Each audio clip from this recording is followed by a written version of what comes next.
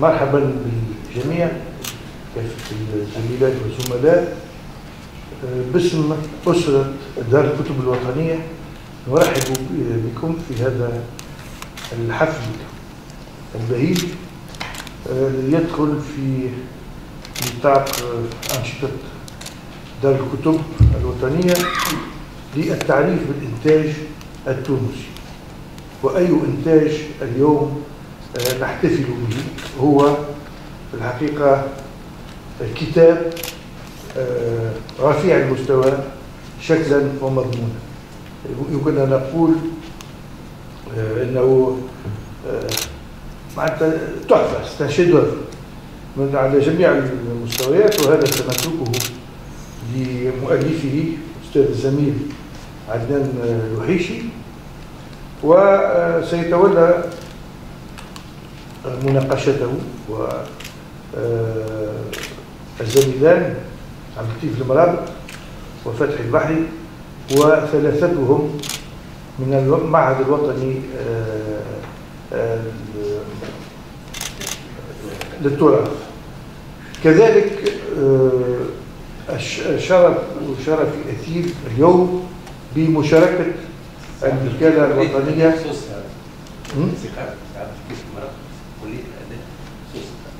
ايوه، ولكن اشتغل كثير في المعهد. قلت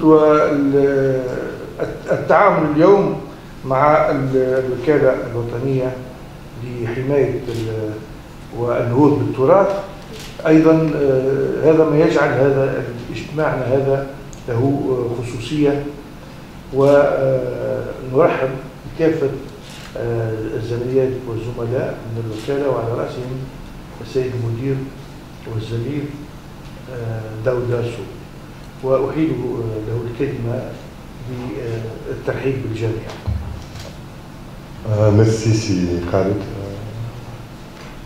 Chers collègues, amis, c'est à la fois un plaisir et un honneur d'être parmi vous cet après-midi pour la présentation du livre de notre collègue ami chercheur Adnan Louhichi sur Mahdi au temps de Khalif Fatimi, qui est une publication de l'Agence de mise en valeur du patrimoine de promotion culturelle. L'Agence de mise en valeur de promotion culturelle, le nom est extrêmement long. On verra bien dans combien de temps il y aura une modification. Et lequel est totalement sacré. Point de vue de la communication, ça passe pas très vite. Mais bon, on est entre Tunisiens, donc voilà, on peut se le dire. Donc je suis à la fois honoré d'être parmi vous pour vous dire d'abord que du point de vue de l'agence, c'est une stratégie initiée depuis bientôt 5 ans.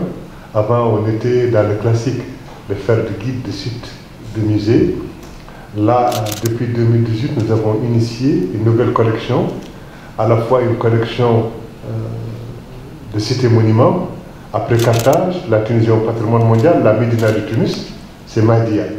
C'est sûr qu'il y aura d'autres monographies sur Sousse, sur Kéroua, sur d'autres aussi villes qui ont connu un rayonnement important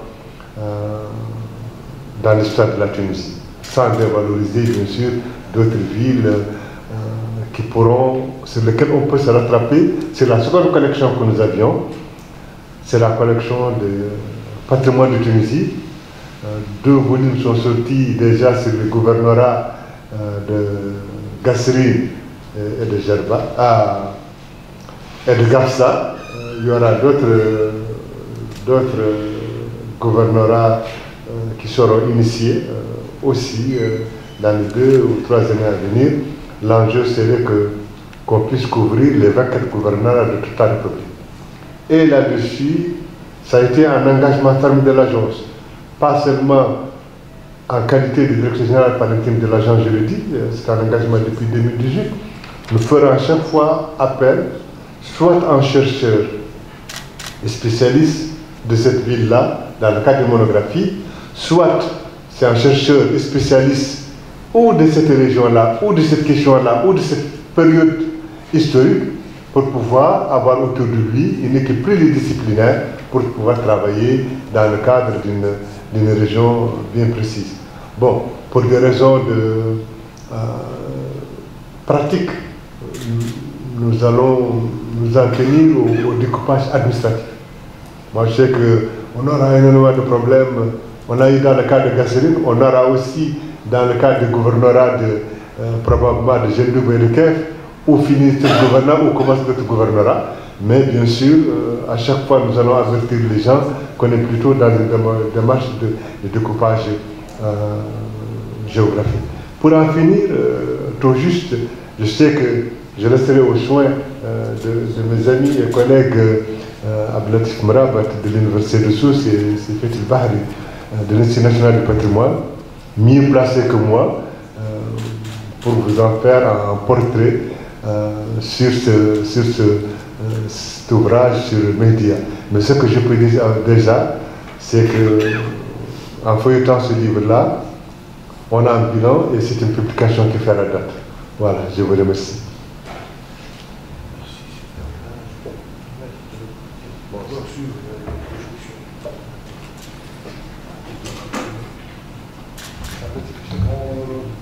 Maintenant, on laisse l'auteur. Oui, je vais vous passer la parole. On passe de notre côté. Quelqu'un lui fasse la parole. Oui, je lui passe la parole. Voilà. Donc, il a besoin pour qu'il puisse présenter son ouvrage sur Mahdir, histoire et archéologie. Il n'y a pas mieux que l'auteur pour le présenter. L'invitation vous est invitée. Ça y est, tu as passé la parole. Vas-y. Voilà, tu me passes la parole. Bon, on va peut-être commencer par l'auteur qui nous présente son livre et puis ce sera par la suite à nous d'intervenir. Donc, à vous, c'est à vous. Merci.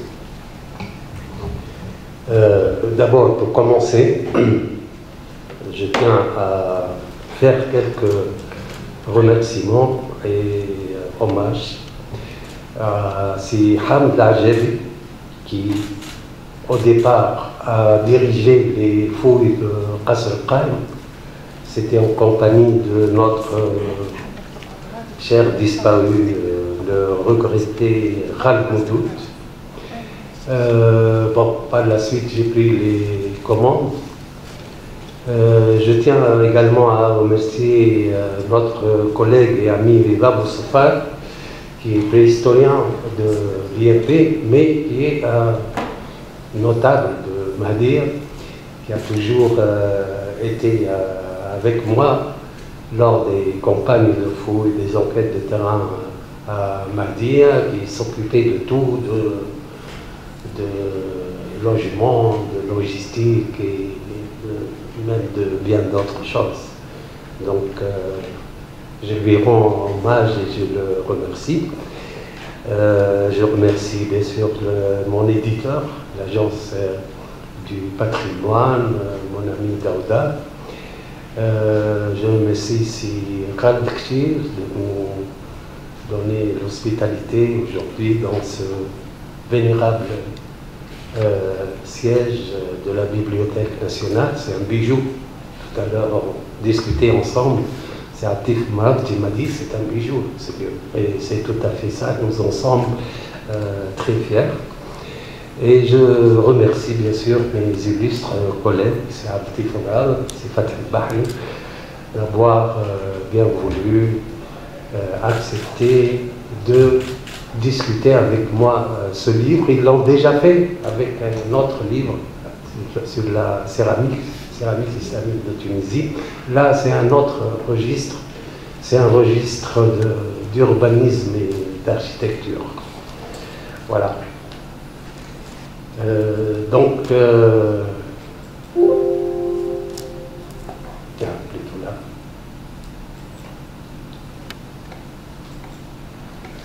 Donc, la démarche de ce livre, elle est historique et elle est archéologique à la fois, avec une interpénétration, c'est-à-dire qu'il n'y a pas vraiment deux parties nettement séparées, mais plutôt un débat entre les données de l'archéologie et les données de l'histoire, en partant peut-être de la célèbre définition de ابن خلدون أن التاريخ نظر وتحقيق ليس مجرد أخبار، هو في الواقع إعادة نظر وتحقيق. Donc c'est un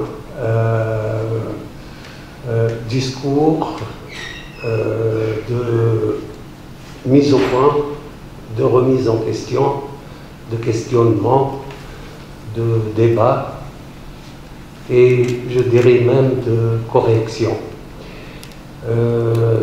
par rapport à tout ce qui a été fait jusque-là, parce que la bonne démarche, je crois, c'est de partir de l'état de la question. Et l'état de la question de Mahdi remonte, les dernières données, disons, remontent aux années 60. Voilà.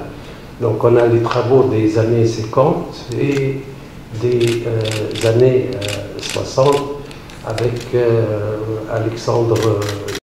Ça commence, si vous voulez, avec Creswell qui a publié le premier un chapitre sur Mahdi, surtout sur sa grande mosquée, et il l'a fait dans le cadre d'un ouvrage monumental qui porte sur l'architecture fatimide en Égypte.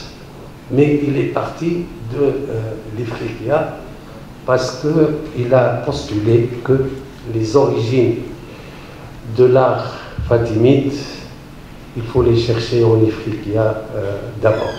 Voilà.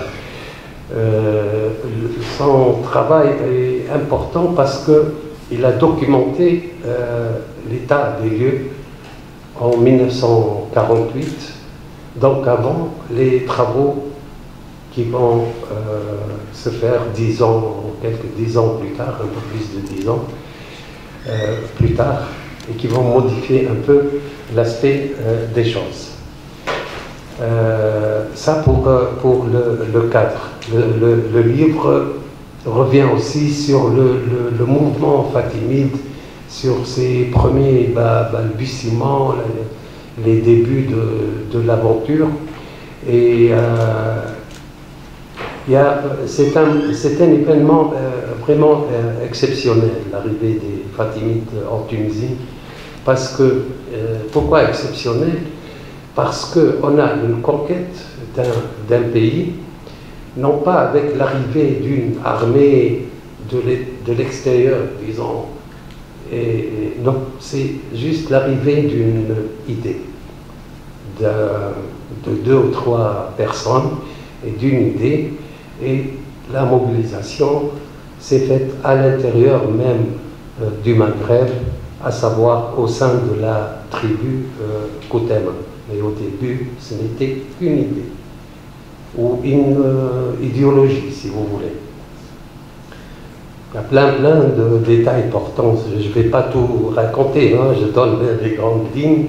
J'ai cherché le modèle de Mahdi, d'où vient le modèle de l'urbanisme de Mahdi, pourquoi ce choix de la presqu'île de Mahdi, et je pense être parvenu à trouver cette origine. Les premières cités maritimes militaires du monde islamique sont Akka, que voici, et Tyr, Soul. Et on voit qu'on a une presqu'île entourée de 3 côtés de la mer, avec un étranglement au niveau terrestre, au niveau continental. Et nous savons tous que le Mahdi a parcouru l'Ifriqiya du nord en allant vers le sud à la recherche du site idoine pour la fondation de sa nouvelle ville. En fait, il avait une idée en tête, c'était trouver quelque chose qui ressemblerait le plus au modèle oriental de Akka et de Soul. Il y a même pas mal de similarités au niveau même de la superficie. Par exemple, entre Akka et Mahdi est légèrement supérieur au niveau de la superficie par rapport à Akka. Le système, par exemple, du port, avec les tours de la passe du port, la chaîne tendue entre les deux tours. Tout ça, ça a été copié sur RAC et TIR. Donc ça, c'est un des problèmes que j'ai essayé de résoudre. Il a fallu procéder à plusieurs enquêtes de terrain, de réenquêtes, et jusqu'à 2022, j'ai continué à enquêter sur le terrain. Mon ami Choukouritouil m'a accompagné à plusieurs reprises, m'a dit, donc surtout au niveau de Cap Africa. Et nous avons, sur la presqu'île de Madir, au niveau du Cap et tout près du port aussi, les traces évidentes que la presqu'île a été utilisée comme carrière, qu'on a taillé la pierre sur la presqu'île même, et on a les négatifs et les traces de la taille de la pierre. Un peu partout, il y a même des pierres taillées, donc in situ, qui sont encore in situ. Celle-ci encore n'a pas été détachée de la roche mère, ce qui rend définitivement caduque l'idée que ces excavations de la presqu'île de Madir sont des structures antiques en rapport avec des activités halieutiques, etc. Tout ça, c'est faux. Il s'agit d'une carrière littorale. Les traces sont tout à fait évidentes. Là, c'est juste quelques exemples. Il y en a plusieurs dans le livre. En plus de ça, on a trouvé les traces des fours à chaud qui ont été utilisés, que vous voyez ici, par exemple, qui ont été utilisés lors de la construction des remparts et qu'on peut dater avec précision entre 912, donc la fondation, et 921, l'installation à Madir. Donc, par exemple, ici, on a un four à chaud avec un peu de la paroi qui est conservée sur place, bien sûr, avec les traces visibles de l'activité donc pyrotechnique, tout à fait évident. Et aussi des silos, on a trouvé des silos qui sont signalés dans les sources historiques. Donc là, on a pu, si vous voulez, établir un lien évident entre la source historique et le terrain. Et ça, c'est aussi une nouveauté par rapport à tout ce qui a été fait jusque-là. On est allé regarder les anciennes carrières de Régis qui sont aujourd'hui abandonnées parce que on n'a pas seulement utilisé les matériaux de construction de la presqu'île, ce n'était pas suffisant. Il a fallu aussi chercher la pierre pour la construction de tous les monuments de la ville, à Régis même, et on a trouvé de la céramique fatimide en surface dans une des carrières abandonnées. Comme j'ai un peu l'avantage de connaître un peu la céramique, donc je peux faire le lien entre un peu, bien sûr. Voilà, Madir a connu une fin tragique, comme vous le savez. 1554, la ville a été démolie, détruite, rasée totalement, à part quelques pans des remparts qui sont restés. Donc, si vous voulez la lecture des monuments défensifs, j'ai essayé de les faire en remontant le temps à partir de 1554. Donc là, par exemple, une des tours les plus célèbres qui est restaurée. Là, ça, c'est l'état actuel restauré des remparts de Madir. Là, des documents d'archives de cette même tour. Et chose anecdotique, Cette tour a été classée ruine romaine durant l'époque coloniale. Vous voyez ici, c'est une carte postale. Ruine romaine, effet de vague, par exemple. Effet de vague. Le rempart nord aussi. On a les traces qui est aujourd'hui en dessous des habitations et de la chaussée, etc. Les techniques de construction du rempart, on les a étudiées avec détail. Par exemple, là, on a un mur taillé et au-dessus du mur, ou du muret taillé, on a construit le reste. Donc, on a les deux techniques, à la fois mur taillé et mur maçonné.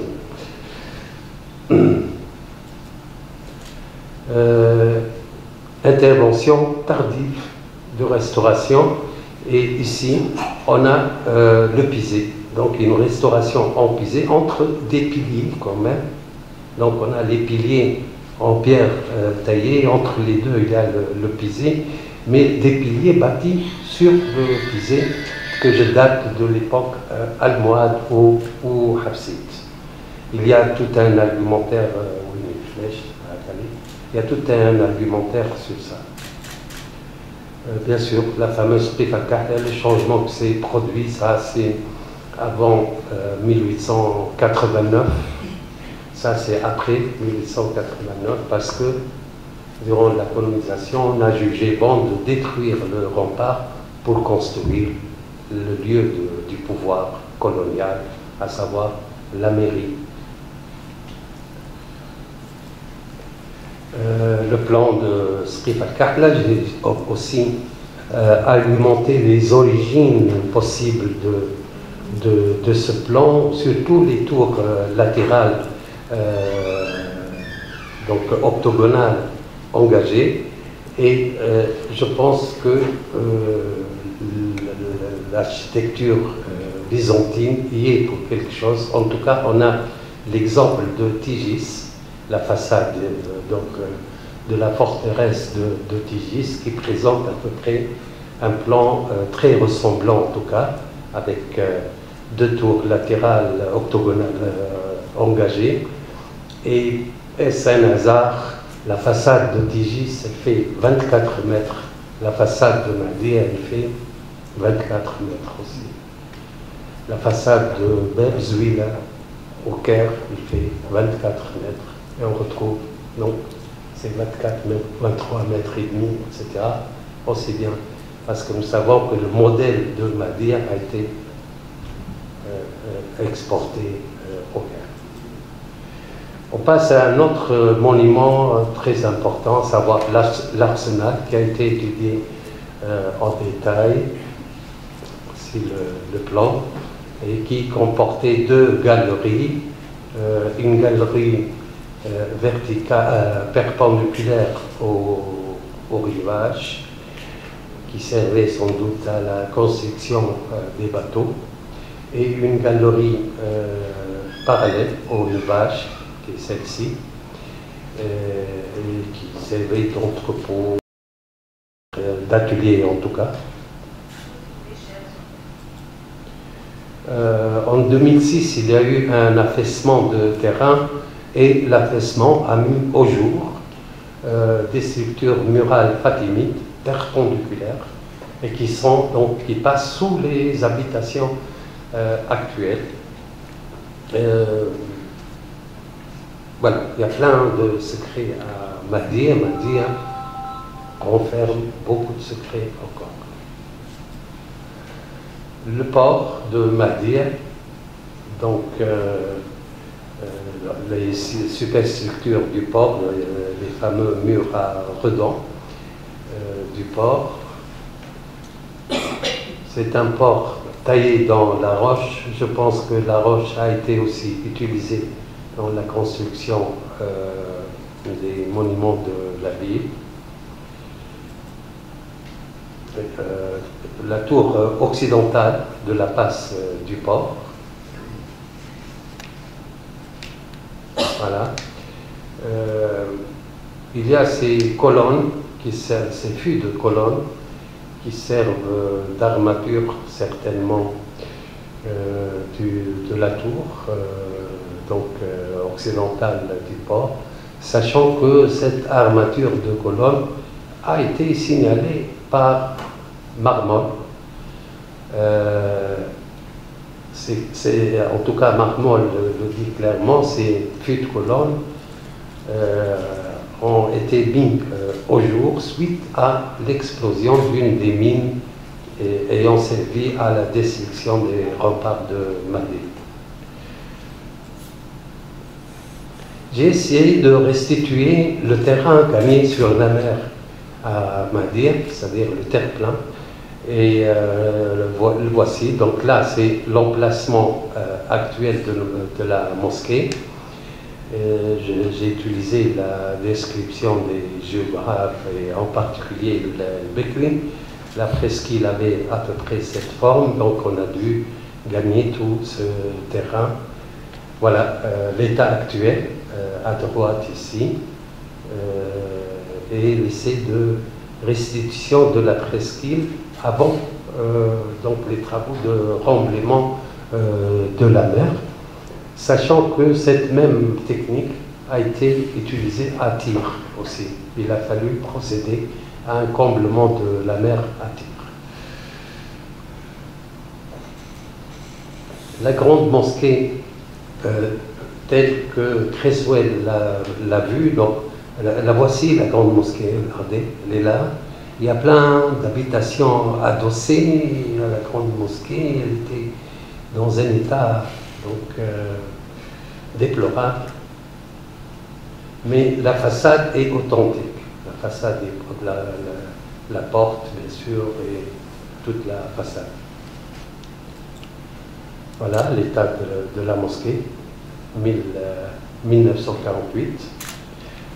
À droite, c'est la tour de la mosquée Al-Hakim d'Amr al-Fatimi au Caire, parce que le plan de la grande mosquée de Madir a été aussi utilisé presque tel quel dans la mosquée Al-Hakim au Caire.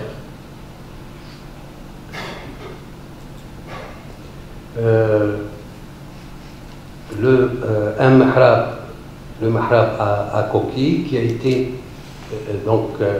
daté de l'époque fatimide ou de l'époque zéride. Il y a un grand débat autour de ce mihrab.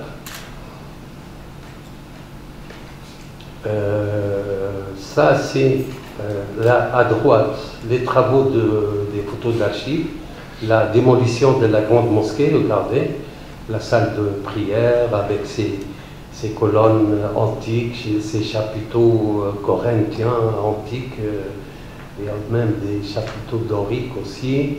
Tout ça, ça a été détruit.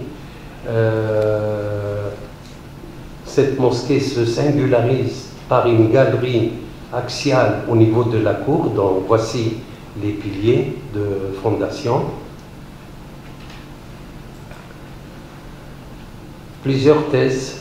Moi, j'avance une thèse tout à fait à contre-courant de tout ce qui a été dit jusque-là. Et je donne une restitution du plan qui est à droite là, originel de la grande mosquée de Madir. Je donne aussi une autre thèse chronologique. Ensuite, on a le site des palais. Là aussi, c'est une nouvelle thèse qui est présentée dans ce livre. Donc, ça, c'est le plan de 1952, donc qui a dégagé une façade nord, un palais ayant une façade nord. Ça, c'est mon plan, avec donc ça, c'est donc cette façade nord qui est là, et en fait, le vrai palais, il est là, et ce qui permet de... Oui, la flèche. Voilà. De restituer disons, la disposition fatimide du site palatial de Mahdia qui comporte deux palais, un palais attribué à Al-Mahdi et un palais attribué à Al-Qa'am bi-Amrillah al-Fatimi. La salle du trône, une salle mosaïquée à 3 nefs, plan basilical, qui correspond à un cérémonial bien précis et bien expliqué dans ce livre. Des éléments de décor, y compris un décor là, épigraphique dont on a un petit fragment en marbre, donc du stuc aussi. Voilà, donc je n'ai présenté que les grandes lignes pour inciter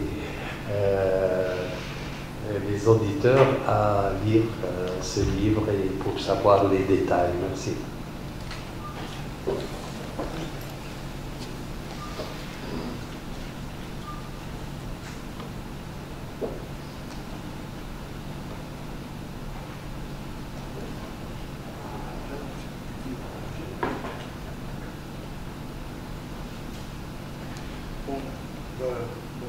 Respecter la règle de la discussion et je donne la parole au professeur Abtif Mab pour nous donner son avis, sa lecture de ce bel ouvrage. Merci Sikhad. Donc pour moi, Adnan a présenté presque le livre à lui tout seul. Hein. Donc je vais peut-être commencer par dire 2 mots sur l'auteur. L'auteur que tout le monde connaît ici, mais que moi je connais un peu, peut-être plus que les autres, pour avoir été son compagnon de route pendant des années et des années, et pour l'avoir côtoyé donc de très près, et pour avoir été aussi avec lui sur le site de Mahdi il y a quelques, je ne sais pas, peut-être dizaines d'années ici. Pour dire d'abord ma satisfaction de voir ce livre aboutir, parce que Adnan travaille sur Mahdi depuis très très longtemps, et nous attendions ce livre depuis un certain temps. Donc, et c'est pour ça d'ailleurs que rien n'a paru sur Mahdi pendant des années et des années, parce qu'on savait que Adnan Al-Wahish était dessus, et qu'il fouillait ce site, donc, qui a été fouillé par d'illustres prédécesseurs et sur lequel on savait très peu de choses, tout en croyant savoir beaucoup. C'est ça le problème de Mahdi, c'est que tout le monde en parle, mais bon, chacun a son point de vue, des idées sont contradictoires, d'aucuns tirent vers l'Antiquité, d'autres tirent vers le Moyen-Âge. Bon, il y a beaucoup de questions hein, autour de ce site, un peu, comment dire, intrigant, parce que les vestiges sont là, on croit savoir des choses, mais en réalité on sait très peu de choses, et donc des avis sont partagés, ça dépend ce qu'on a entre les mains, hein. On peut dire que c'est les uns disent voilà, Goumi est là, d'autres disent non. Les uns parlent de nécropole punique, d'autres parlent d'autre chose, d'industrie halieutique, etc. etc. Donc ce livre est venu faire le point sur toutes ces questions et lever le voile donc, sur ce site qui, il faut le dire, maintenant le président de la NDPPC est parti, qui est resté un peu inexploité, non valorisé malgré son intérêt. Hein. Donc, enfin, maintenant, nous avons quelque chose entre les mains sur une RDA. Donc, Adnan Al-Wahish, d'abord, je le disais, c'est un chercheur archéologue. Hein. Il n'y en a pas beaucoup, contrairement à ce que l'on dit, il n'y en a pas beaucoup chez nous, hein, des archéologues de terrain, 4 ou 5, bon, il n'y en a pas beaucoup. Hein. Des gens qui connaissent un peu l'histoire et qui font de l'archéologie en même temps. Parce que vous allez le voir en lisant ce livre, les sources écrites ne sont pas négligées du tout. Alors, Ibn Khaldoun, Ibn Hawqal, Al-Bakri, l'Idrissi, j'en passe. Donc, Ibn Khaldoun, bien entendu, sollicité à tout bout de champ, je dirais, pour revenir, Marc Lise, pour revenir sur l'histoire, parce que le premier chapitre est un chapitre d'histoire. C'est un chapitre d'historien, avec un retour sur les sources écrites, avec une réflexion, avec une érudition, parce que parler des sources écrites, c'est aussi faire montre donc un grand bagage d'historien, savoir interroger les textes. En plus, quand on est archéologue, c'est quelque chose de très positif. Ça peut donner d'excellents résultats. Donc, il est archéologue, il est historien. Il a commencé avec la céramique, bien entendu. Il est connu pour cela, avec son livre sur la céramique islamique de Tunisie, École de Kérouan, École de Tunis, paru en 2010 avec la MDPGC, toujours avec l'agence. Un livre que j'avais eu l'honneur de préfacer et de l'avoir lu et relu plusieurs fois, et un livre donc, qui a fait date, parce que Adnan est le connaisseur de la céramique islamique. Et d'ailleurs, vous allez le voir en lisant ce livre, la céramique est absente. Il n'en fait pas, il laisse la céramique de côté, sauf peut-être une fois ou deux, mais là, c'est, comme il l'a dit tout à l'heure, c'est l'architecture. Donc, archéologue, historien, vaillant chercheur, patient, il s'est observé, il s'intéresse à l'histoire de l'art, il a parlé de Creswell. Moi, je sais que tout ça repose sur des bases solides, parce que je connais le bonhomme, donc je peux le dire en toute franchise. Alors, ça, pour lui, le livre, comme je le disais, est attendu. Enfin, disons, on a quelque chose sur Mahdi, quelque chose de consistant. Alors, c'est un produit un peu curieux parce que il veut être un livre d'art, de par son format, de par la qualité des photos et des illustrations. Il y a à peu près 200 figures, presque, donc entre photos et plans et relevés, etc. Donc très bien documenté, très bien illustré, un grand format, une belle présentation, des photos de qualité, on voit presque le grain de sable donc, de cette pierre de Zich. C'est bien, mais en même temps c'est un livre de science. Alors c'est ça le problème. Même le titre est un titre de livre de science. Mahdi, autant des califes fatimides. Je ne sais pas, à écouter comme ça le rendu de ce titre, même oralement, on ne pense pas à un livre comme ça, on pense à un livre dans une collection scientifique. Mais c'est un livre scientifique, effectivement, mais il est paru donc chez la MDPPC et pas ailleurs. C'est un livre d'universitaire, c'est un livre de chercheur, beaucoup plus qu'un livre de spécialiste en patrimoine. C'est ça ce que je voulais dire. Parce que c'est un livre de science avec une argumentation du début à la fin. Vous l'aviez entendu tout à l'heure, donc il argumente sans cesse, il a tranché tout de suite, il a dit certains disent ceci, moi je dis non, c'est pas ça, etc. Alors, Ahmed Younes, Pascal, Marseille, Lésine, et tous ceux qui ont parlé donc, de Mahdi, qui ont côtoyé le site à un moment ou à un autre, ont vu leurs hypothèses discutées, contre-argumentées. Il a ses arguments, il a ses observations, si bien que moi, personnellement, maintenant, j'ai hâte de trouver le temps pour aller revenir et vérifier ce qu'il a dit, ce qu'il a vu, et je n'ai pas vu. Parce qu'il est vrai qu'il a vu des choses qui nous ont échappé, et donc il fait valoir ses arguments à lui. Et donc son livre est un livre d'archéologie et d'histoire de plus. N'oublions pas qu'il a fouillé donc, le site. Alors, ce livre donc,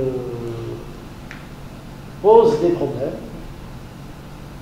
sur Mahdi. D'abord, il nous apporte des connaissances. Il a des connaissances inouïes depuis la fondation de Mahdi.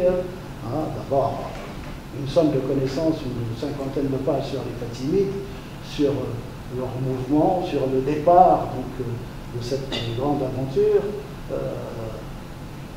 C'est en soi un apport assez important, c'est une récapitule toutes les données que nous avons sur le mouvement fatimide, et puis après donc la naissance de Mahdi, et puis les faits historiques, il les examine l'un après l'autre depuis cette pré-croisade en 1087 des Italiens jusqu'à 1554, et parfois même il voit au-delà.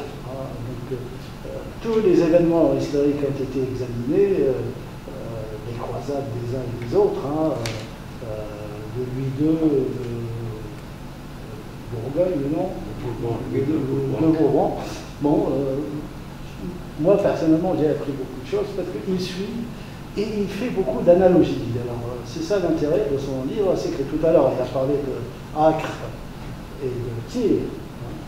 Cela à cause des remparts. Donc il est parti d'Acre et de Tyr pour les remparts, pour le port aussi, pour la presqu'île. Et pour la presqu'île dans son ensemble. Donc il compare tout le temps, il vérifie. Et donc son livre est, de ce point de vue, très très riche en données. Donc, il a examiné tous les édifices, toutes les structures une par une, donc les remparts, le port. Pour lui, ce n'est pas un coton, bien entendu. Il argumente, il maintient son point de vue. On a l'impression qu'il veut à tout prix qu'on le croie, et on le croit, bon, il affirme souvent ce qu'il dit. L'arsenal, avec des observations intéressantes, mais aussi c'est le hasard un peu. Comment dire, cet effondrement a beaucoup contribué à la compréhension de la structure. C'est intéressant. Voilà, il est là, avec la grande mosquée, avec cette façade de porche, avec aussi quelques... on pourra en parler tout à l'heure en discutant, parce qu'on ne peut pas tout dire maintenant, mais cette appellation d'arc de triomphe qui laisse à penser que c'est pas ça du tout. C'est pas la même chose. Oui, c'est bon. La galerie axiale, etc. Donc, tout cela est intéressant. Tous les monuments sont examinés l'un après l'autre. Et pour tous les monuments, il y a du nouveau presque. C'est ça qui est intéressant. Et c'est pour ça qu'il faut, à mon avis, lire ce livre. Et moi, je pense que l'intérêt de ce livre, c'est qu'il donne à réfléchir. D'abord, il est bien rédigé, bien illustré.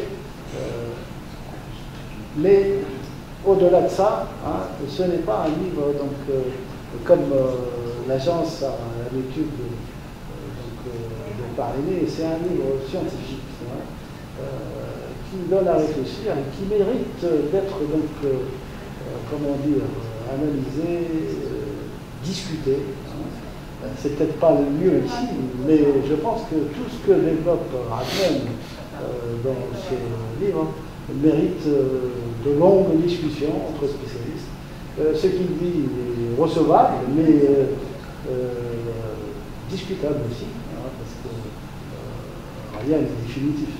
Alors, moi, je ne sais pas, je vais peut-être anticiper un peu le débat avant de céder la parole à mon ami Fatih.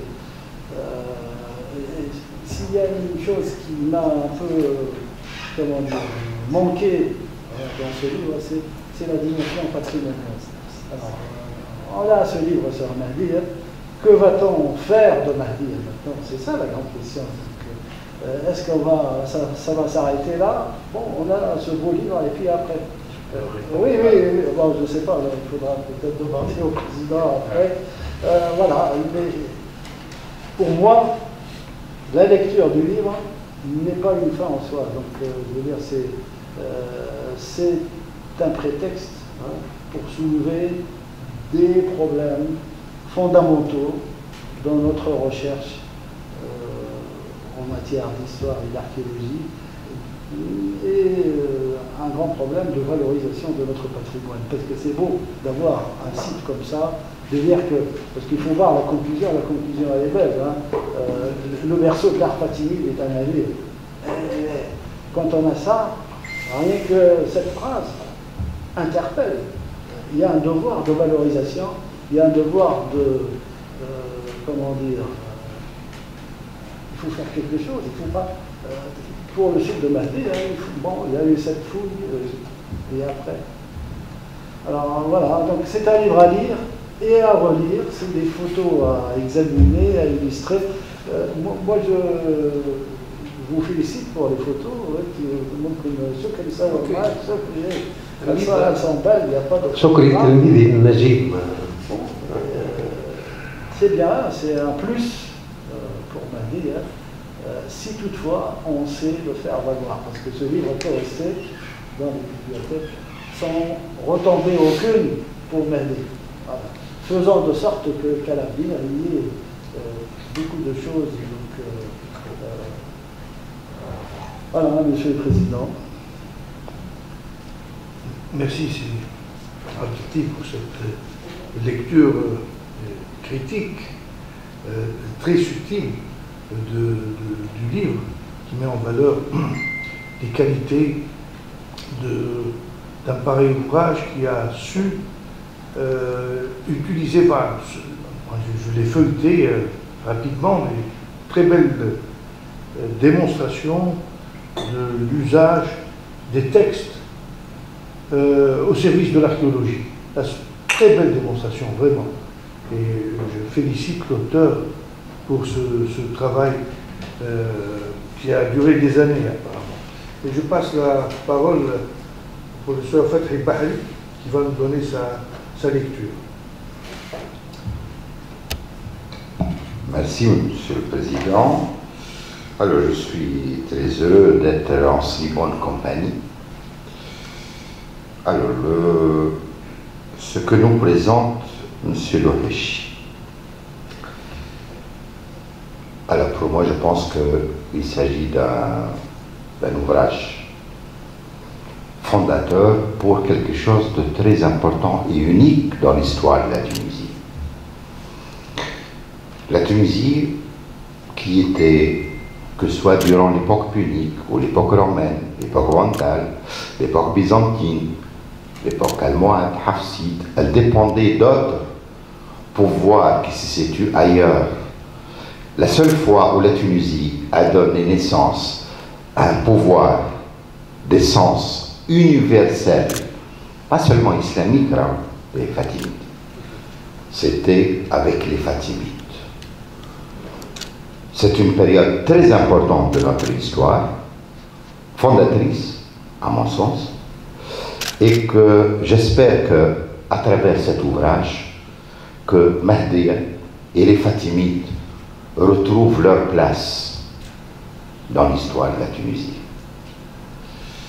De quoi dispose M. Louhechi pour faire cet ouvrage? Moi je dis de peu de choses. Malgré ce peu, il nous a donné un ouvrage de référence. Il ne faut pas oublier que la majorité de la littérature de l'histoire de l'Afrique est une littérature sunnite, qui est hostile aux Fatimides. Au niveau de l'archéologie, qu'est-ce qu'on connaît? Qu'est-ce qu'on a comme monument de l'époque fatimide en Tunisie? Très peu. Même le site majeur pour l'époque fatimide, outre Mahdi, ça, qui est presque perdu. Donc, il était important qu'il y ait cet ouvrage pour asseoir des piquets sur une époque fondamentale pour l'histoire de la Tunisie, qui est l'époque fatimide. ignorée, sciemment parfois, par les différentes autorités qui se sont succédées au nom d'une unanimité sunnite. Alors, la recherche historique n'a pas de penchant. La recherche académique n'a pas de cœur, mais elle a la raison. Avec cet ouvrage, moi personnellement, je découvre un autre Adnan Louhichi. Jusque-là, on avait affaire à l'archéologue, au céramologue, et on découvre un terrible historien. Alors, pourquoi je dis terrible? Parce que aborder la question assez épineuse du rattachement d'Al-Mahdi à la famille d'Ali ibn Abi Talib, ce n'est pas quelque chose de donné. Et il a fait le bon choix en s'appuyant sur Ibn Khaldoun. On ne peut pas accuser Ibn Khaldoun d'avoir des penchants chiites, loin de là. Donc son témoignage incontestable sur l'origine alite du Mahdi est un point fort.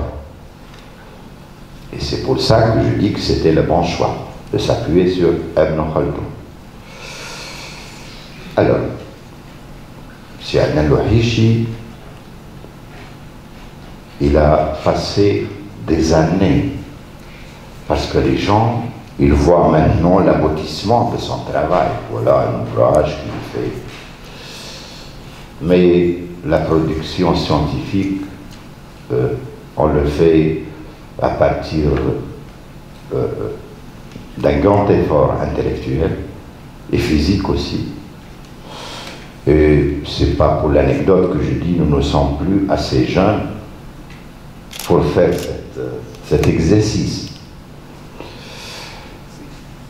C'est Adnan Louhichi pour recueillir la matière, parce qu'il y a deux étapes dans la recherche historique et archéologique. L'étape de recueillir les informations et l'étape de reproduire ces informations dans une lecture, dans une logique. La recherche historique n'est pas amasser les informations. Bon, là c'est primaire. C'est Adnan Louhichi, il a passé plus de 5 ans à recueillir ces informations. Il a passé plus de 3 ans pour pondre cet ouvrage. C'est pas quelque chose de simple. Avec des doutes, bien sûr. Même les doutes, on les retrouve dans ses écrits.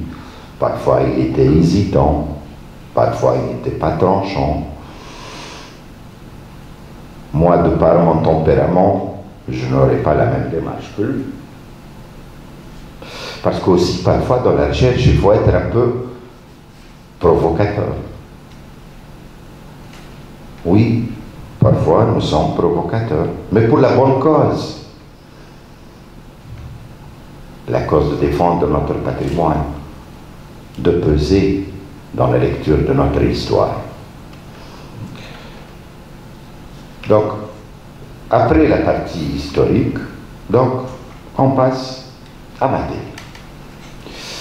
Alors moi, juste, à la fois, j'en parle de ce que rapporte C. Adnan, mais aussi, parfois, je fais des observations sur des choses qui, à mon sens, auraient dû être exploitées mieux, ou surtout par des parallèles, par des comparaisons, parce que la recherche archéologique ou la recherche historique, elle s'appuie fondamentalement sur des comparaisons. Alors, est-ce que, avec les Fatimides, qu'on découvre le besoin d'avoir une ville sur la côte? D'ailleurs, quand on regarde l'histoire de la Tunisie, les périodes de prospérité et de gloire, ce sont les périodes où on s'est tourné vers la mer. La Tunisie, de par les données naturelles, elle est ouverte sur la mer. Ce sont les périodes de décadence où le pays s'enferme. Avec les Fatimides, on découvre la nécessité de placer cette capitale sur la côte, ou du moins d'édifier un grand centre sur la côte. Mais cette orientation, elle était déjà engagée avec les Aghlabides. Fallait-il oublier qu'Ibrahim al-Thani a fait de Tunis sa capitale? Ce fut momentané, c'est vrai. Mais la nécessité s'était déjà fait ressentir. Comme d'ailleurs la Tunisie, à travers son histoire, elle a connu une seule phase où sa capitale est à l'intérieur, c'est avec Kérouan. Mais ce n'est pas une découverte avec les musulmans. L'orientation vers un pouvoir vers l'intérieur a commencé dès l'époque byzantine, avec la tentative de Grégoire. Donc, peut-être, moi je dirais, l'intelligence des Fatimides, c'est qu'ils avaient compris ce besoin. Le pays doit être ouvert, il ne peut être couvert. Quand on a 1500 km de côte, on ne peut pas fermer les yeux et regarder vers l'intérieur. Donc, ça c'est pour la fondation de Mahdia, outre bien sûr la symbolique. Maintenant, regardons les... Parce qu'il y a une idée aussi qui se pose à propos des Fatimides, et même dans le manuel scolaire, on trouve cette phrase assassine d'ailleurs, qui dit que les Fatimides n'étaient là que temporairement, leur objectif c'est de partir vers l'Égypte. Mais non, pas du tout. D'ailleurs, que ce soit au niveau théorique, au niveau des mentalités, ils s'identifient avec le local. De plus en plus dans les recherches archéologiques, dans les découvertes archéologiques, on découvre des choses qu'il faut changer. Par exemple, longtemps on a cru que la mosaïque s'arrête avec la conquête musulmane. Mais non. On trouve la mosaïque dans les complexes, entre autres Fatimides. Donc cette idée de rupture entre l'Antiquité et l'époque musulmane, on ne cesse de le faire remonter plus loin. Et quand on parle de continuité, parce qu'il y a l'élément fondamental, on ne doit jamais oublier que le pouvoir fatimide est fondamentalement local à travers le poids des tribus berbères, des locaux. Ce qu'on appellerait chez certains les autochtones, un mot que je n'aime pas du tout, ou les indigènes. Non, moi je dis les originaires du pays. Jusque-là, on écrit l'histoire de la Tunisie, tout sauf les originaires du pays. Et dès qu'on ne comprend pas quelque chose, on dit que c'est berbère. Bon.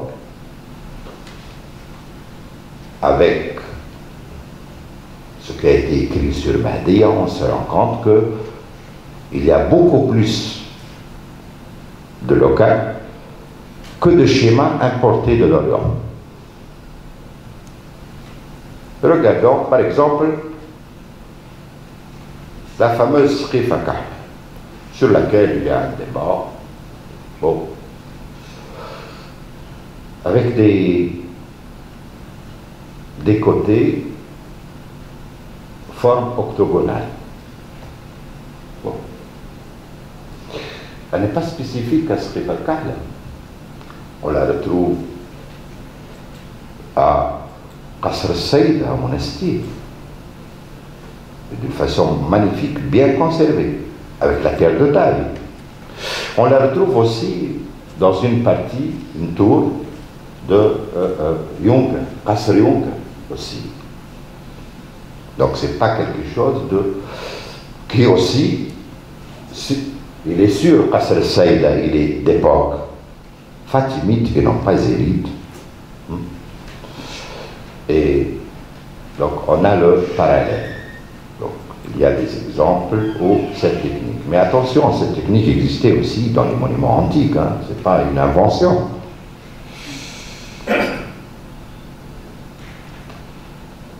Il y a des thèmes et des apports importants de certains Lohlichi sur des idées étaient jusque-là assez répandues, répétées d'une façon presque machinale, sur des éléments très importants. Alors je serai le dernier à mettre en doute l'apport des chercheurs de l'époque coloniale, mais attention. Moi je ne dis pas qu'ils l'ont écrit de cette façon, voulue, volontaire, méchamment, non. Mais c'est la mentalité de l'époque. La mentalité de l'époque, c'est que il fallait que l'Ifriqiya ne soit pas un lieu de production et d'intelligence. Par exemple, on a longtemps écrit à propos d'un monument symbolique pour l'histoire de la Tunisie, qui est la grande mosquée de Kéron. Et maintenant, on sait que le plan de la grande mosquée de Kéron n'a rien à voir avec le schéma oriental. La grande mosquée avec une nef centrale plus large, ce qu'on appelle le plan basilical, n'existe pas en Orient. C'est une invention africaine. Et je dirais africaine. Mais longtemps, on a regardé l'Ifriqiya comme la juste transposition des modèles importés. Les apports de ce livre, c'est que on doit changer d'avis. Il y a des choses qui sont locales. Et c'est ça l'implantation des Fatimides. Ils se sont inspirés du local dans leur technique, mais aussi en apportant du nouveau. Et donc, il y a des choses qui sont répétées et qui, maintenant, qui sont plus que contestables. Par exemple, à propos du port de Mahdia sur son attribution à l'époque musulmane. Bon, moi, j'ai appris avec mes maîtres que tout document historique ne peut être rejeté, sauf, et tout témoignage historique ne peut être rejeté, sauf dans le cas où on a un autre document dont on arrive à démontrer l'authenticité. On détruit une information par une autre information, pas par des options ou par idéologie. Et donc, à propos du port de Mahdia, taillé dans la roche, on a voulu voir le modèle, encore, qui reste à démontrer s'il est réellement carthaginois. Oriental, oui. Mais on a des textes incontestables. Est-ce que tous les auteurs chiites l'ont sciemment déformé, l'information? Et même, cette information à propos du port de Mahdia a été reproduite aussi par des auteurs qui ne sont aucunement chiites. Autre raison d'aller dans ce sens, dans le sens de son attribution à l'époque fatimide. Aussi, il y a le débat aussi autour de la grande mosquée. La grande mosquée dont, malheureusement, on a travaillé sur la mémoire des choses, pas sur la réalité. Parce que le monument en soi, il a disparu. Et même les fouilles n'ont pas été suivies par un scientifique. Monsieur Lésine n'a pas assisté aux fouilles dans la grande mosquée et à sa destruction. Et donc, on a travaillé sur... Et on s'est appuyé sur quelques éléments pour dire que le monument qu'on a, c'est le monument fatimide. Bon. Et M. Lopichi, à force de comparer, il arrive à une autre piste. Moi, je m'intéresse à cette piste. D'abord, la réfutation du premier plan qu'il serait, parce que les hymnes représentent l'état d'eux comme étant l'époque zili. C'est ça? Oui, oui. Alors, il s'appuie sur le fait que le Mahrab, les cannelures du Mahrab, bon, il fait des comparaisons avec Saïda, entre autres, et avec Sfax. Mais fallait-il que la grande différence entre Saïda, le Mahrab de la mosquée de Saïda et la mosquée de Mahdiya, qui serait attribuable à l'époque zéride, réside dans une grande différence, c'est que les cannelures qui composent le Mahrab à Mahdiya ne comportent aucun décor. Par contre, à Sfax et à Saïda, à Monastir, pleinement décoré. D'ailleurs, comme les Mahrab de l'époque arabide aussi.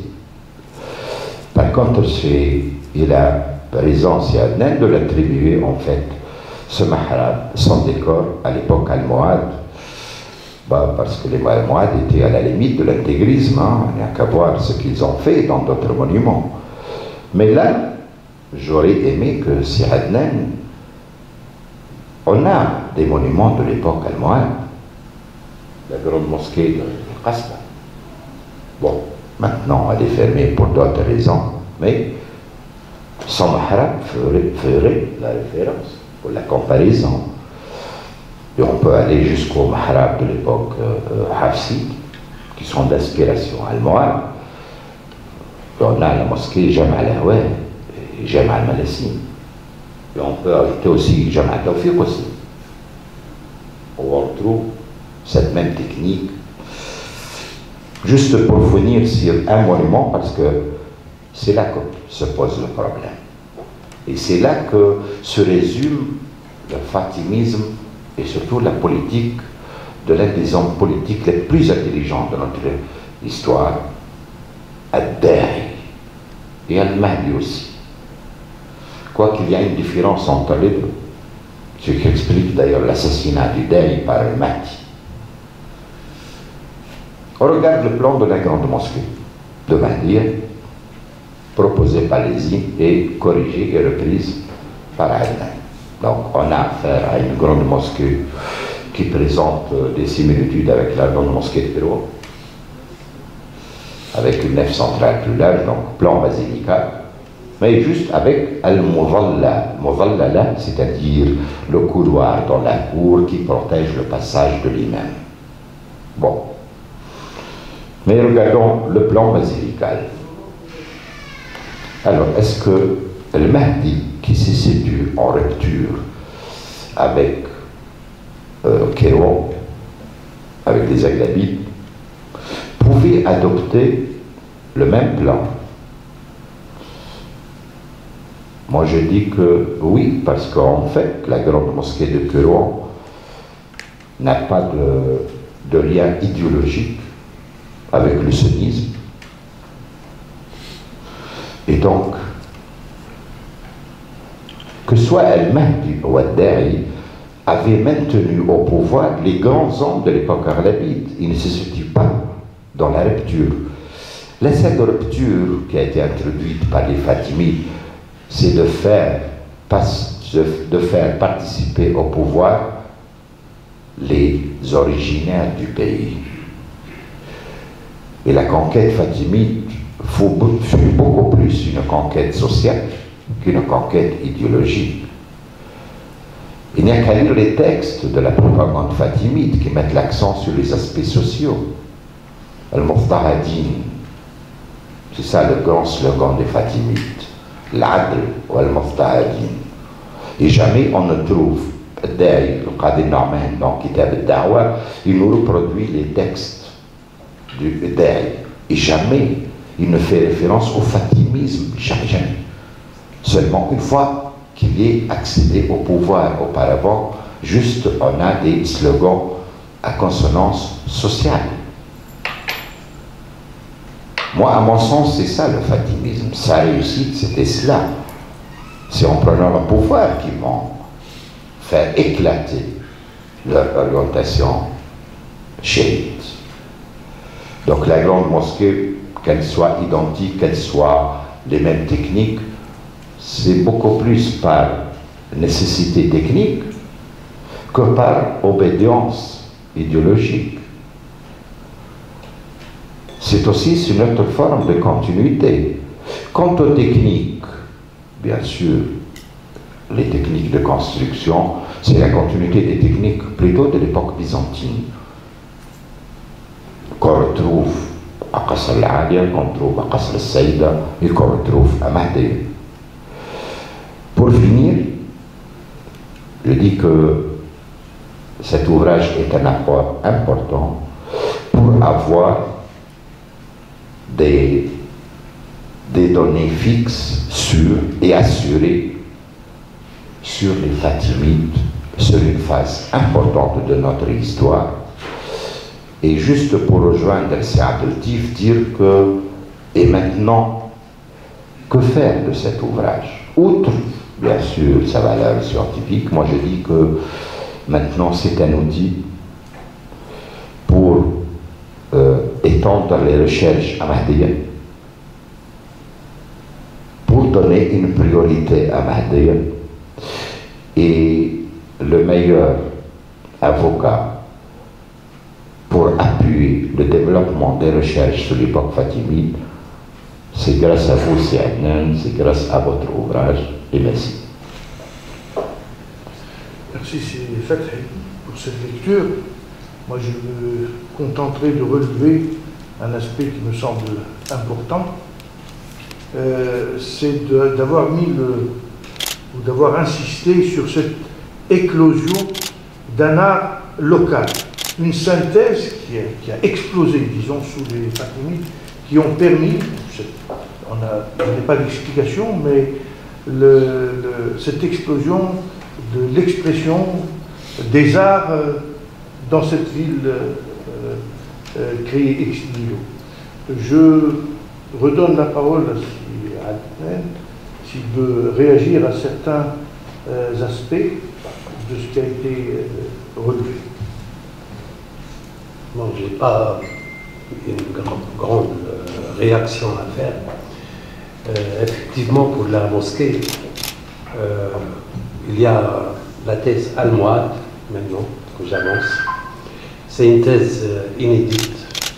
Elle s'appuie sur, à la fois, une donnée historique, une seule, qui a d'Ibn Hammed, n'est-ce pas, qui a échappé jusque-là à mes prédécesseurs, et sur des arguments d'architecture, n'est-ce pas.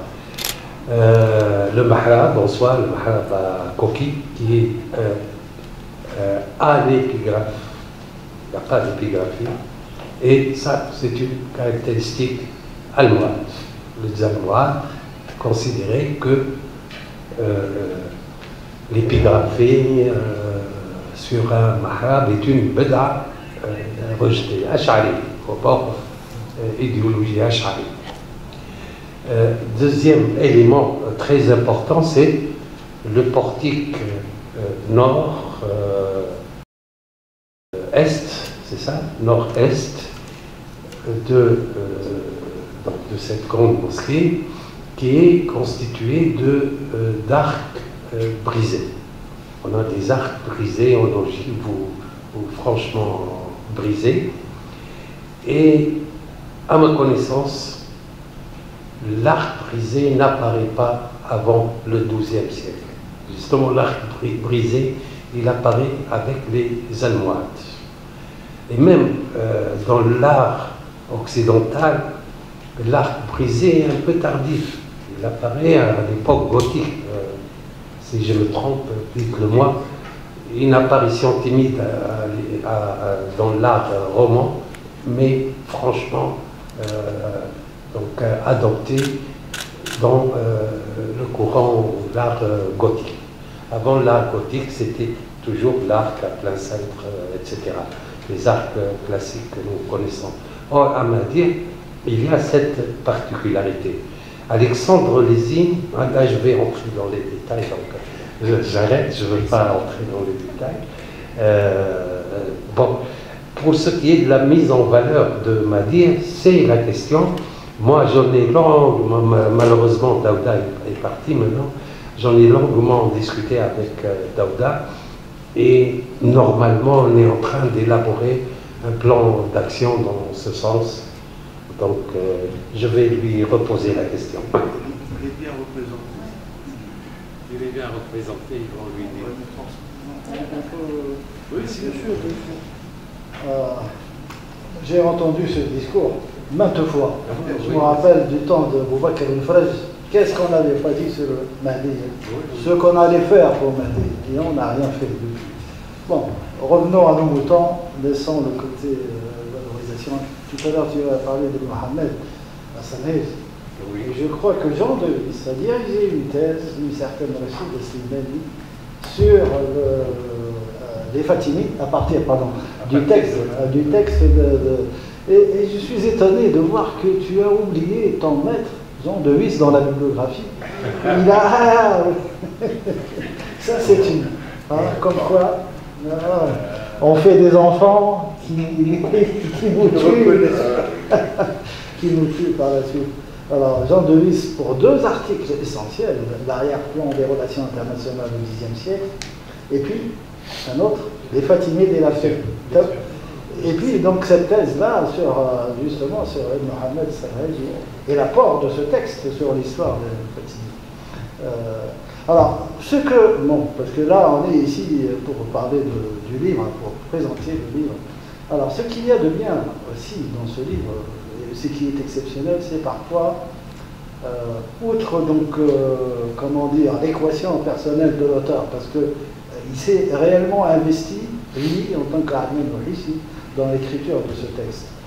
Il écrit avec raison et patient en même temps, et parfois aussi, il innove dans la mesure où il y a un passage, par exemple, qui nous donne le calife en train de descendre du palais vers la grande mosquée, et donc tu nous décris le chemin, le cérémonial. Et ça, c'est bien, c'est nouveau chez les médiévistes tunisiens. Hein. D'habitude, nous, on est sobre, on est rigide, on est austère, hein, et on n'écrit pas l'histoire comme l'ont fait par la suite les Français. Les Français se sont libérés, par exemple, du Méditerranée. On n'écrit plus l'histoire de la même façon que Brajlik ou Rozi Hadi Idriss.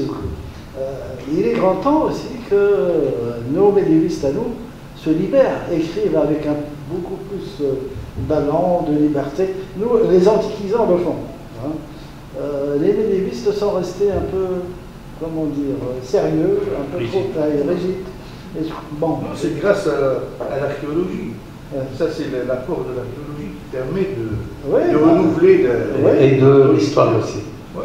Parce qu'il y a pas mal de descriptions de ce type de cérémonie, dont par exemple le Makrizi. Hein. Ouais.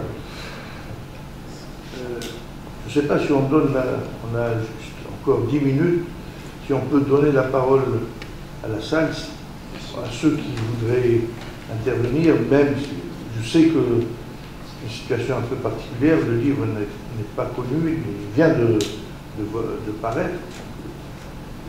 Tu acceptes? Oui, bien sûr. S'il y a des interventions. عفوا أنا مش من أهل الاختصاص ومتعت باستماع لأهل الاختصاص فيما يتعلق بمدينة المهدية. فقط عندي أنا جيت هنا حبيت عندي بعض التساؤلات في راسي. تصفحت الكتاب بسرعة لعلي أجد جواب، ما شفتش جواب فنتمنى نكون خاطئ. ربما بعض الملحوظات يعني أنقلها في بسرعة البرق علي أعرف الجواب. هناك أنا طلعت في منطقة ديماس في البقالتة على آثار، وما زالت هناك شبه يعني أحوال، وقيل أن الأحجار اللي من الأحوال هذه هي الأحجار التي تم الاستيلاء عليها أو نقلها لبناء يعني ستيفا كحل بالمهدية. حبيت نعرف هل هذا صحيح أم لا، علما أنه حتى لسيادتكم أنه فما في المنطقة دي منطقة ديماس أن طلعت على آثار تم يعني كشفها ووريتها بعيني وتم ردمها تتعلق ب يعني بعض صور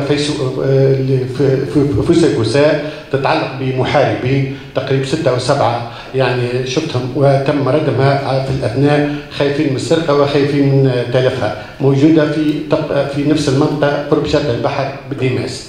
هذا الموضوع الأول. الموضوع الثاني نسمع اللي كان هناك يعني قناة مياه يعني يربط الضفتين أمام سكيفة كحلة بالمهدية وباب يفتح. هل صحيح لو كان هذا القناة أو لا؟ وإذا كان هذا القناة صحيح هل هو قناة طبيعي أو قناة تم إحداثه للغرض وإن تم ردمه متى تم ردمه؟ هل هذا صحيح؟ ويعني ما يتعلق بهذا القناة إذا كان ممكن نعرف. هناك كذلك تاريخ اللحظة يعني شفتها تم نقل الماء لمدينة المهدية لما أحداثها من منطقة تسمى ميانش على ما أذكر، وميانش قد تكون في أحواز المهدية، ما عرفتش فين أنا بالضبط، وهل هذا صحيح؟ وكيف تم نقل الماء لمدينة المهدية؟ هل في قناة أو يعني بواسطة الحيوانات؟ مش عارف. وأين تقع مدينة أو منطقة ميانش هذه بالضبط؟ فين تقع؟ يعني هل تقع في هيبون؟ هل تقع الآن منطقة برج عريف؟ هل تقع في منطقة الدخيلة المثالية؟ معناتها هل الموضوع هذا إن كان صحيح؟ فما يكون يتحدث على وجود أنفاق بين هناك من قال نفق بين مدينة المهدية وقصر الجم. هذه حتى لو كانت خرافة لكن الناس كل يحكيوا عليها على كل نحن ما نعرف صحيحة ولا، لكن فما يتحدث على قناة هناك بين مدينة المهدية وهذه المنطقة ميانش اللي قد يكون لنقل الماء وشنو، مش عارف هذه صحيحة ولا لا. كذلك حبيت نعرف هل هناك أعلام شخصيات لمدينة المهدية في الوقت هذاك وممكن نجد لها أثار هذه الشخصيات. وتمنيت أنا مع السي عدنان أنه يعني هو رجل علم صحيح، تمنيت أنه اليوم هناك من مشاكل هذه مدينة المهدية القديمة هناك بعض مشاكل حالية توجد، فتمنيت ياخذ منها موقف مثلا اللي هناك اليوم يحبوا يعملوا مسلك صحي أو سياحي يحيط بكافة يعني شبه الجزيرة وتوقف في بعض أماكن. بعض الناس يقولوا هناك آثار لابد احترامها. هل هناك فعلا مشكلة آثار لإتمام المسلك السياحي أو لا يوجد بعض الآثار هذه؟ هناك نجم نكفي. شكرا بارك الله فيك. معك أنا أهنئ سي عدنان على هذا الكتاب المرجعي الحقيقة بعيدا عن المجاملات. وأنا المبتدئ اكتشفت في سي عدنان معناها تواضع بالحق العلماء، معناها يأتيك ويسألك سؤال بطريقة معناها بسيطة ويثير فيك معناها الفضول والبحث، وهذه خصلة أعتقد أنها تغيب عند الكثير، وكانت تجربة جميلة جدا معه في مسألة برج العريف. حقيقة سؤاله معناه يدفعك للبحث وإصراره على السؤال وتوجهه نحو المختصين في اختصاصات مختلفة في بعض الأحيان. هذه معناها خصلة مفقودة، وأنا حقيقة أشكره على ذلك لأنه مكن من حل كثير من الإشكالات في هذا الكتاب الممتع حقيقة. حين تقرأ هذا الكتاب لغة شاعرية، معلومات صحيحة دقيقة، قدرة على التأليف، معناها حاجة معناها مفقودة. مسافة بينه وبين المعلومات ومسافة بينه وبين التحليل إلى درجة معناها حقيقة المرجعية نهنيك عليها سي عدنان. معناها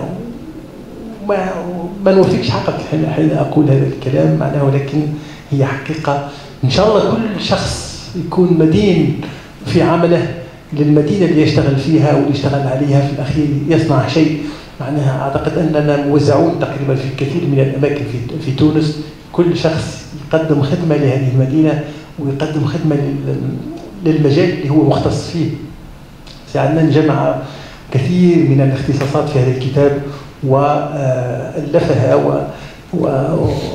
وحقيقة أنا بعيدا عن المجاملة، ولكن هي حقيقة شعرت بها كقارئ لهذا الكتاب، وهو معناها مفخرة فيه. واطلب أن يكتب بالإنجليزية لأن معناها الناس المهتمين في الغرب خاصة المعاهد الكبرى المعاهد الكبرى اللي تشتغل على الإسماعيلية وعلى التاريخ الفاطمي كلها في أكسفورد في بريطانيا.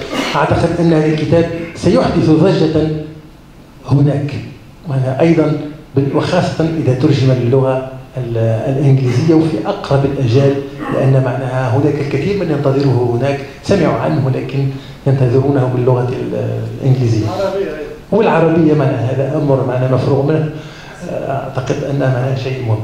إذا كان يعمل ضجة معناتها نجح، هذيك من علامات النجاح. تفضل.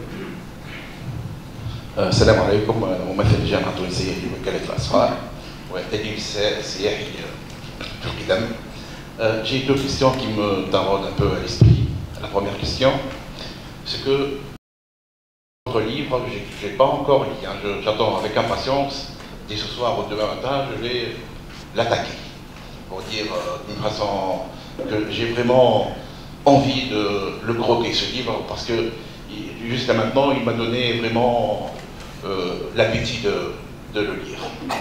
La question qui me taraude, je disais que est-ce que dans ce livre on parle seulement de la civilisation de califat fatimite, musulman, arabe, chiite, ou bien il faisait aussi allusion, peut-être parce que quand on dit Mahdia, dans l'histoire, est-ce que Mahdia avait un nom antique tel que Rostina ou Hadramète ou Carthage, puisque la ville est située sur le littoral, et je pensais bien que le littoral tunisien, et on avait des douzaines et des centaines de comptoirs maritimes depuis l'époque punique. Puis ces comptoirs maritimes, plus tard, sont devenus la plupart des colonies romaines. Donc est-ce qu'il y a une excavation, une mise au jour de la civilisation punique romaine? Et la deuxième question qui me taraude à l'esprit, c'est la présence du port punique. Le port ancien, le port qui est creusé dans la roche. Est-ce qu'il est d'origine punique ou d'origine arabe? Moi j'étais avec un docteur allemand où il présentait ce petit port qui est un intérieur un peu à l'abri, si vous voulez, des vents, et où il disait qu'il s'agit d'un port punique. C'est là où la question qui me perturbe. Est-ce qu'il est d'origine arabe ou punique? Et merci beaucoup.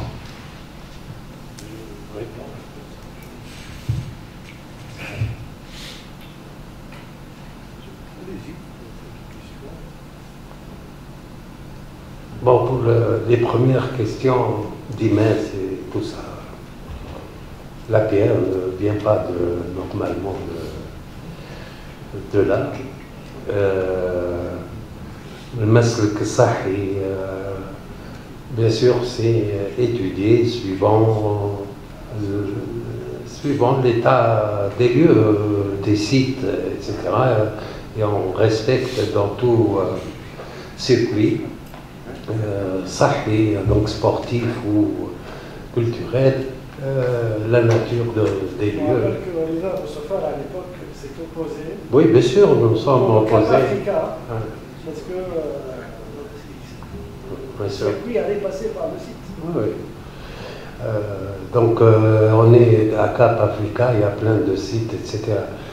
Oui, Mahdi a été alimenté par un aqueduc de Mayanch. Et la situation exacte à l'amont n'est pas identifiée, n'est pas encore identifiée. C'est Lotfi Je le remercie beaucoup pour sa collaboration avec moi sur un monument précis de ma vie, aujourd'hui disparu, Bourj Larif. Et là, je présente une nouvelle thèse sur ce Bourj grâce justement à cette discussion qu'on a eue ensemble. Et on a mis à contribution l'architecture en soi et l'épigraphie. Pour votre question, la première concernant la toponymie, c'est ça, le nom de la ville, etc., c'est discuté dans le livre. Il y a toutes les thèses qui sont présentées. Il y a ma propre thèse, donc je ne vais pas vous donner la réponse pour vous laisser donc l'envie de lire, de découvrir. De même pour le port, c'est discuté, il y a plusieurs thèses. Et là aussi, je vous dis que vous allez trouver toutes les réponses dans le livre. Merci, c'est Adnan. Je pense que nous ne pouvons qu'applaudir ce succès, ce chef-d'œuvre, et j'appelle tous ceux qui s'intéressent à l'histoire et à l'archéologie de la Tunisie, je les invite à le lire.